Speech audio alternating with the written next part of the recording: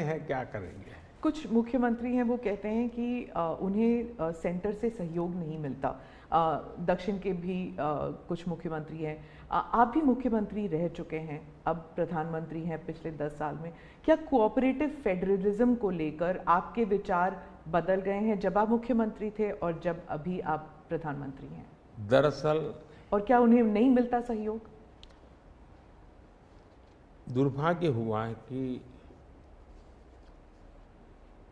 जो regional aspirations होते हैं उसको सबसे ज़्यादा तवज्जो देनी चाहिए।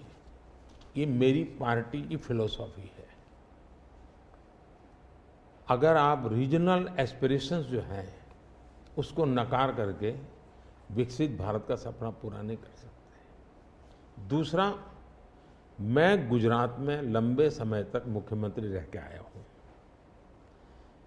और मेरा सौभाग्य है कि देश में मैं पहला प्रधानमंत्री ऐसा हूं कि जिसके पास राज्य के मुख्यमंत्री का इतना बड़ा अनुभव रहा है। तो एक मुख्यमंत्री के नाते केंद्र से क्या अपेक्षाएं होती हैं, केंद्र से क्या तकलीफें होती हैं, उसको मैंने भली भांति झेला है, समझा भी है। और इसलिए मैं कतई नहीं चाहूँगा कि मेरे देश का कोई राज्य, उसका उमंग उत्साह हो विकास का, उस पर कोई रुकावट पैदा हो। अगर रुकावट हटा सकता हूं और उसमें मैं उनकी मदद कर सकता हूं, वो भी मैं करने के लिए जाऊँ, क्योंकि मुझे देश बनाना है। दूसरा, मैं जब गुजरात था तब भी मेरा मंत्र था, यहाँ सरकार यूपीए की थी, तब भी मेरा मंत्र था भारत के विकास के लिए गुजरात का विकास। मैं गुजरात का विकास करूंगा, क्यों? क्योंकि मुझे मेरा देश का विकास करना है। हमारे देश में वातावरण बनना चाहिए। और हमने एस्पिरेशनल डिस्ट्रिक्ट की कल्पना की। हर राज्य में हमने कहा कि ये राज्य के पैरामीटर के बराबर है। भारत सरकार ने योजना बनाई, उसकी मदद की। सभी राज्य आज हमारे एस्पिरेशनल डिस्ट्रिक्ट में और एस्पिरेशनल ब्लॉक में मिलकर के हम काम कर रहे हैं और बहुत अच्छे परिणाम नजर आ रहे हैं। अब आप कोरोना देखिए, मैंने इतनी बार चीफ मिनिस्टर से मीटिंग की, शायद 20-25 बार, और हर चीज में सब मिलकर के निर्णय करते थे। तो हम साथ मिलकर के चले तो हम कोरोना के जंग को जीतने में सफल हुए। और मैं पब्लिकली कहता हूं कि कोरोना की लड़ाई में भारत की सफलता का मैं सभी राज्यों का भी उतना ही योगदान है, मैं रिकॉग्नाइज करता हूं। और इसलिए मैंने हमेशा कहा है कि देश को आगे ले जाना है तो हमें कॉम्पिटिटिव कोऑपरेटिव फेडरलिज्म चाहिए। हमारे यहाँ स्पर्धा होनी चाहिए, तंदुरुस्त स्पर्धा होनी चाहिए विकास की, तब जाकर के। अब देखिए G20, मैं G20 दिल्ली में कर सकता था, मैंने ऐसा नहीं किया। हिंदुस्तान के हर राज्य में G20 समिट किया, क्योंकि हर राज्य में G20 को सबसे ज्यादा अवसर मिले, लोगों को उस राज्य को देखने का अवसर मिले, राज्य को अपना एक्सपोजर के लिए ग्लोबल प्लेटफॉर्म मिल जाए। क्यों? क्योंकि मैं चाहता हूं मेरा देश का हर कोना मेरे लिए देश ही है।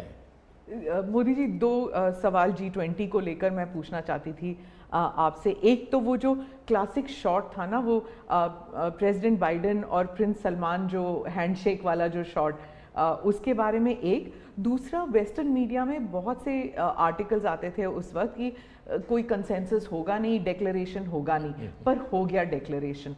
तो ये इन दोनों चीज़ों की बैक स्टोरी बताइए। एक तो आपने वो हैंडशेक कैसे करवाया और दूसरा डिक्लेरेशन कैसे हुआ?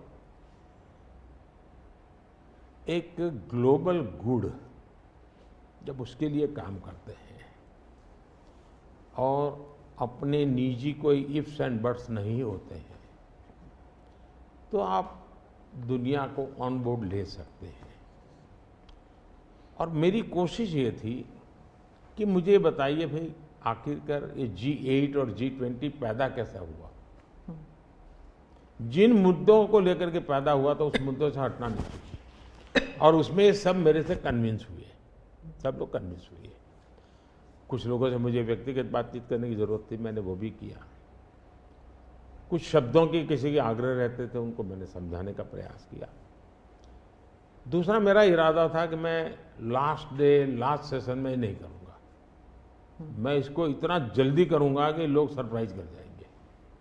और इसलिए मैंने दूसरे ही दिन पहले ही सत्र में डिक्लेरेशन वाला काम पूरा कर दिया।